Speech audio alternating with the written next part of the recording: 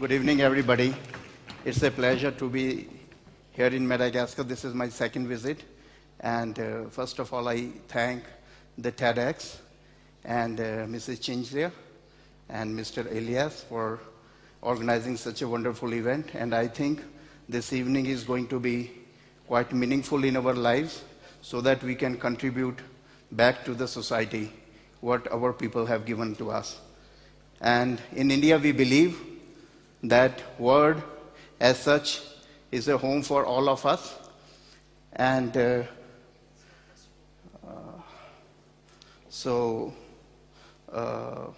like to start with the first slide. Meeting the Madagascar challenge is a big task and it is a big responsibility. And as a cancer specialist, I am actually a qualified radiation oncologist, and as well as I am a qualified medical oncologist. And before I did surgical oncology qualification, my mom told you better get married and don't do that. So this is a pleasure to declare the war on cancer, Madagascar, open.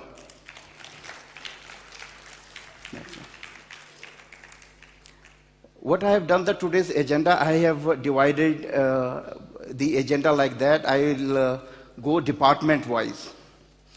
So, important aspects when you are dealing with the population. It is important in the cancer medicine, in the cancer care. Nowadays, because Americans have set the benchmark, you have to follow some things and you do not have to do some things.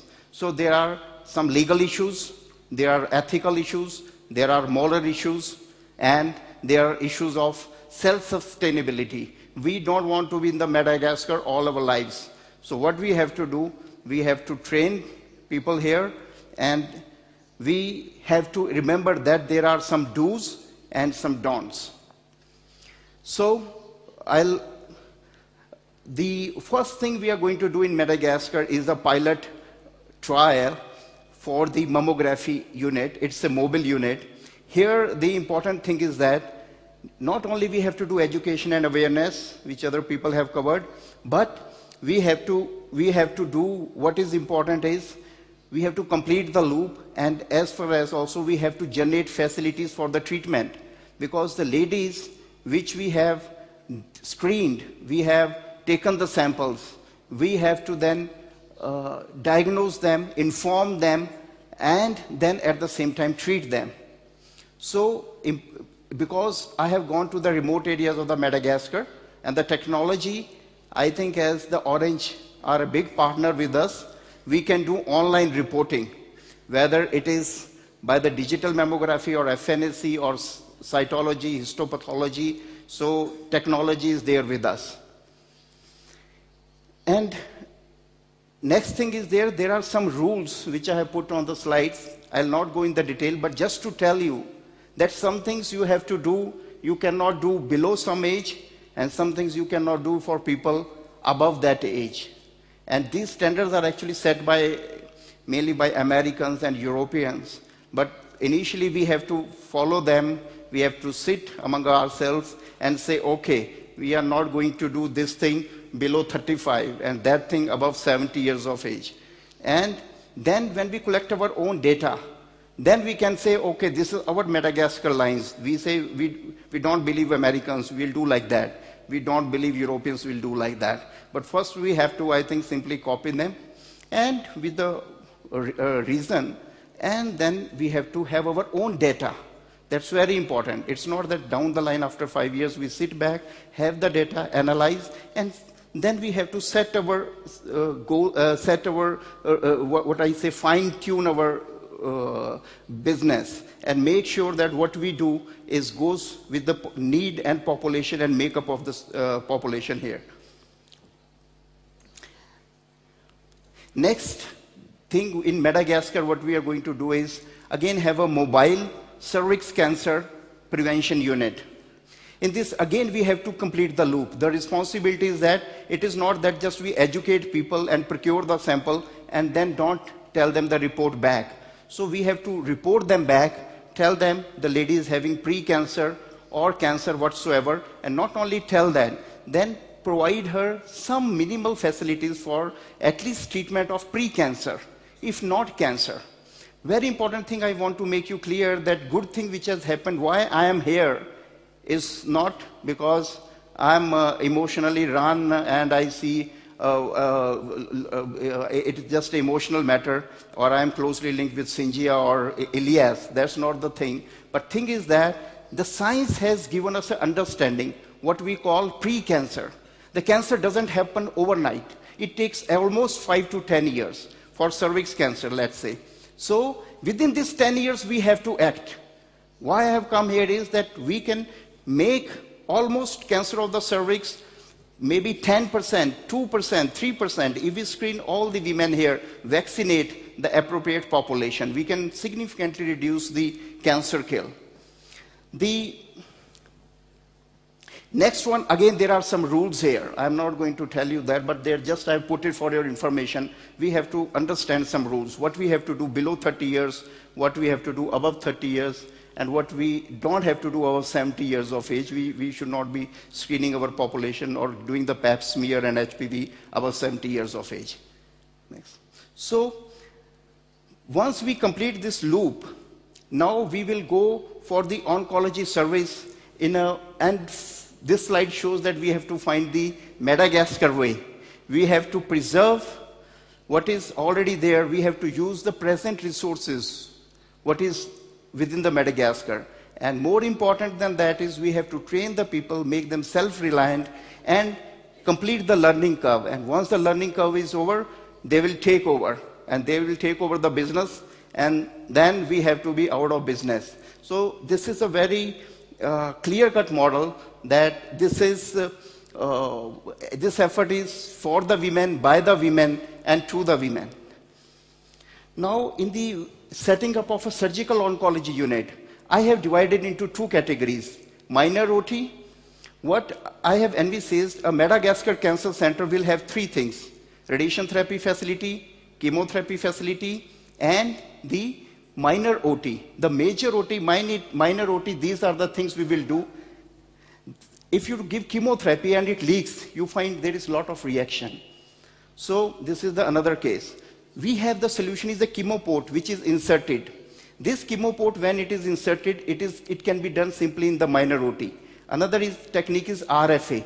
You don't have to do a major liver surgery. Surgeon can just ablate with a radiofrequency ablation. Now comes the major OT. We don't have to recreate the new major OTs, but whatever is already existent. I'm not in favor of the making cancer centers in isolation, some 20 kilometers away from the facility or the main hospital. It should be a comprehensive cancer center, a multi-departmental thing where other departments are already existing. So let's say, what we'll do in major surgery. Now we have to integrate. This is a lady with the child with the osteosarcoma. We don't have to sacrifice the limb. But here what we have to do, we don't have to sacrifice the limb, we have to put the prosthesis as shown here. It is an artificial limb. Now let's say for breast cancer, sometimes the tumors are so small, we have to go for the sentinel lymph node dissection. You don't have to dissect whole of the axilla, otherwise there will be too much swelling. So we have to train surgeon how to use the dye or the radionucleotide dye so that we need not dissect whole of the axilla. We need not sacrifice whole of the breast. So this is almost, you can say 90% of the time we can preserve. Now I'll switch gear to radiation therapy department. If you see in radiation therapy department, different things are required, and this is the manpower which is required.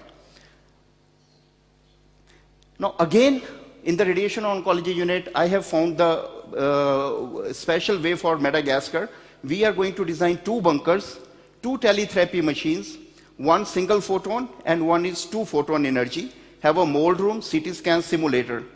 And this is the principle which I have highlighted here, that 2 bunkers, we first have to make a brachytherapy bunker and a teletherapy bunker. Once we find, the thumb rule is that 50 patients, let's say at 1 center, 2nd center and 3 centers, we can work simultaneously.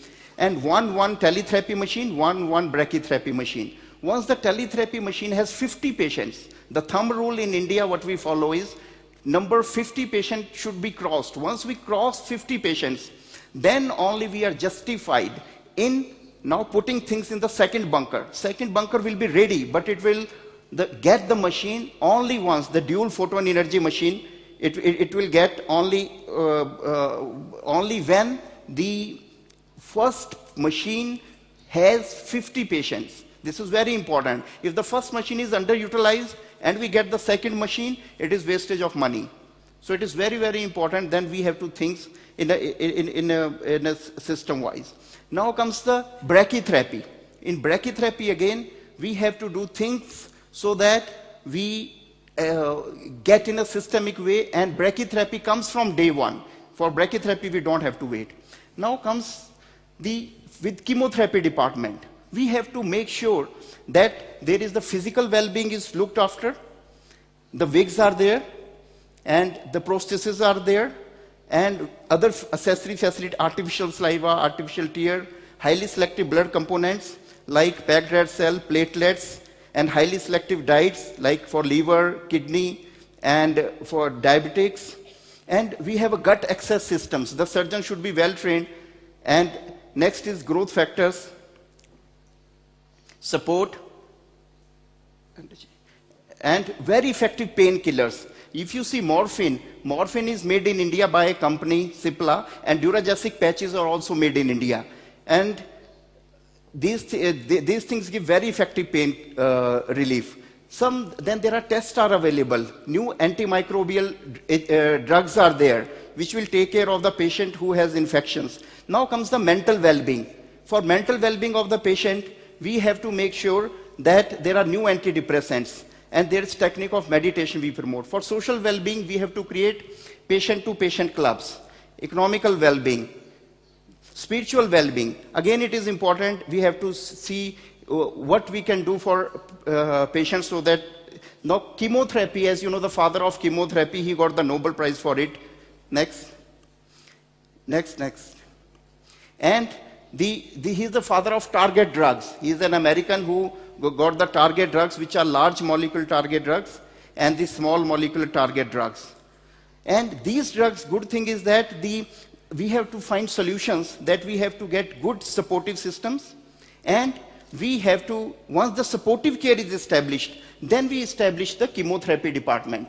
And in chemotherapy department, we have a chemo mixing room, which is chemo mixing facility is important because otherwise the cytotoxic, they will destroy the environment. And then we have to do some procedures. And once we do everything, then we go for the palliative care. As the equation goes, he cures, the team treats, and she is relieved. So this, we have to follow it as a team spirit. This palliative care department, next. This palliative care department then has the morphine, fentanyl patches. Next comes the training department. We have to train different, whatever staff is there, and just stop 1 minute. This, not only training, more important than is certification. In India, we have certification for medical physicist, MD radiation oncology, DM medical oncology, and MCH, a 3-year program for cancer surgeon. So if you want to become a cancer surgeon, you have to do 3-year course. Then there is a diploma in nursing oncology. Then there is a diploma in pharmacology oncology. And then there is what we have copied American system we call physician assistant course. Then basic research may not be the first one, but the next one. The clinical research, the money in the clinical research, what I have made it mention here, you get the free medicines and everything is free, tests are free. Now Madagascar and India, what I can give the gift from India is that our cancers are similar, and Madagascar shares the same common cancer pattern. And in cancer patterns, if you see in India, we have supportive care drugs, whether they are growth factors, they are anti-vomiting agents. We are manufacturing them in India, and they are at very cheap cost. We are manufacturing the IV chemotherapy. Next. We are manufacturing the oral chemotherapy. We are manufacturing the target drugs. And this is what I call is the advantage India. So we can have cancer medicines from India at a very cheap rate. We can have cancer equipment from India, almost I can say 30% of the rate. So ultimately, the dream cancer care is we in Madagascar provide the preventive, diagnostics, therapeutics.